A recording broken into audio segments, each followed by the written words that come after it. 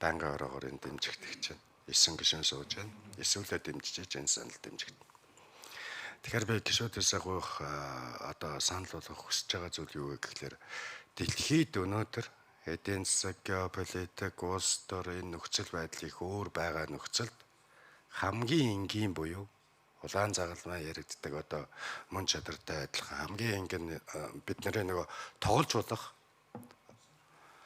бас улс орны хувьд олон улсын хувьд нэр өндөө өсгөж болох, хөрөнгө оруулалт татаж болох, хамтын ажиллагааг бий болгож чадах дэлхийд гарах нэг гарц бол ногоон гарц юм аа.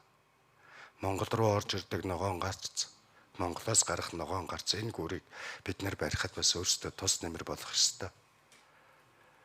Олон жилийн өмнө хүмүүс янз бүрээр ойлгож ярьдаг Сингапурыг одоо бараг анхны дэмжсэн хоёр дахь чөлөө улс нь Монгол улс болоод тэрүүгээрээ өнөөдөр хүртэл Сингапур Монголд виз болоод бусад олон асуудал дээр бусад улсаас илүү одоо ил гаргаж зарлдаггүй байх та. Гэхдээ бусад улсаас илүү ханддаг гэл ингээ ярьж байдаг.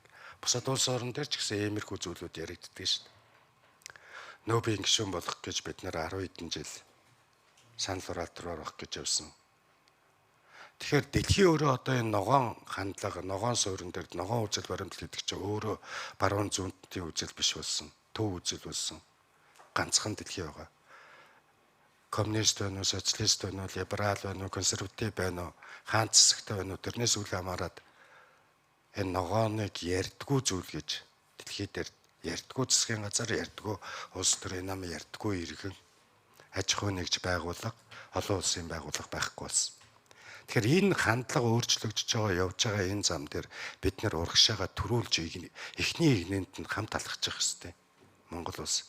Тэгэхгүй ингээд одоо нэг байгууллагын нэр ус юм уу, нэг хүний дипломат ирэх амбассадад Монгол улсын үндэсний аюулгүй байдал сүрчнэ гэдэг утгаар юм яриа сууж болохгүй.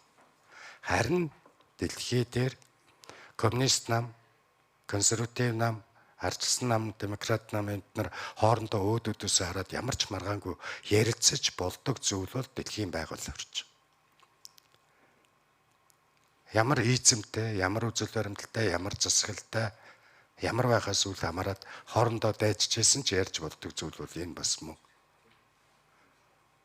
Хоорондоо муу асуудалтай улс орнууд эдийн засгаа ярьдаггүй. Бусад олон зүйлээ ярьдаггүй. Харин байгаль орчин дээр ярьж идэг. Хүмүүнлэг дээр эрүүл мэнд чиглэлд ярьж идэг. Тийм болохоор Монгол улс урагшаага энэ эхний игнэнд дэлхийн тоглогч байхад өөрийн бас өөрөөр энэ Төв Азиад Аз номхон долоон бүс улсад дээрээс нь өнөөдөр дэлхийн 197 улсын засгийн газрын хамтран байгуулсан КОП-ыг хэлцээрэй гэнэ КОП 17 зохион байгуулагч орны хувьд цөөхөн үнэтэйчлээ Монгол улсын хуурай газар нутгийн 1.1% газар нутгийг эзэлдэг ийм өргөө удам газар нутагтай улс орны хувьд цөлжилт 20 оны 6 жилийн өмнөхөр бол одоо 70% байгаа ш 77%. Одоогийн тоолгоор бараг 80% болох баг. Тэгэхээр ийм улс орны хувьд ийм зүйл дээр бол нэг дипломат ирэх юм бас болоод асуудал үүсчихгүй байхаа. Энд сууж байгаа 9 гишүүн өсвөлээ санал өгж дэмжиж өгөөч гэж ингэж хүсэж байна.